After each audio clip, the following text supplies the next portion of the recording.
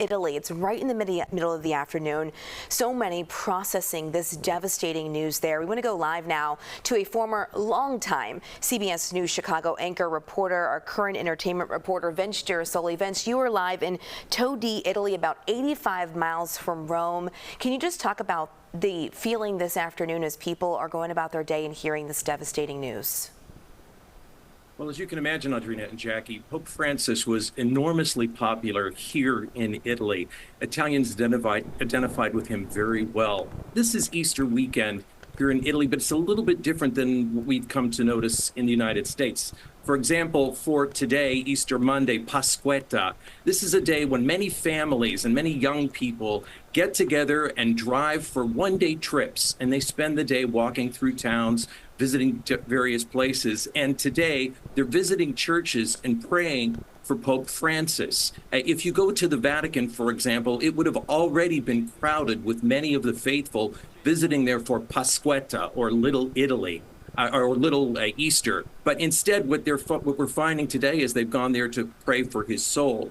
And you can hear cheers, actually, kind of similar to what you hear at soccer games. They're going, Papa Francesco, celebrating the fact that his soul is now in heaven with his Lord.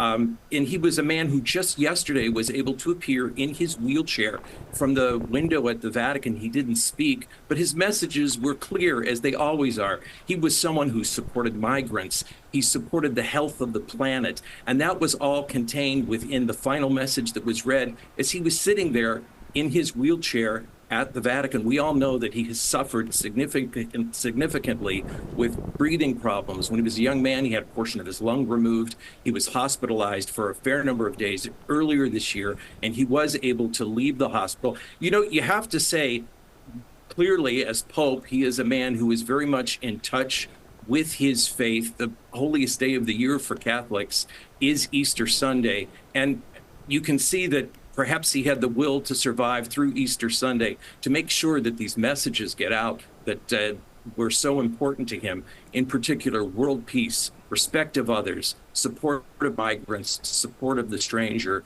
Those were all things that seem to resonate with people. And as you go from town to town here, which is typically a joyous day, Pasquetta, the day after Easter, this is a day when people are now pausing to remember the soul of Pope Francis. Vince Gerasole live from Todi, Italy this morning, bringing us such amazing context and just sort of setting the scene from 85 miles north of Vatican City this morning on what is such a solemn day and the beginning of 8 days of mourning.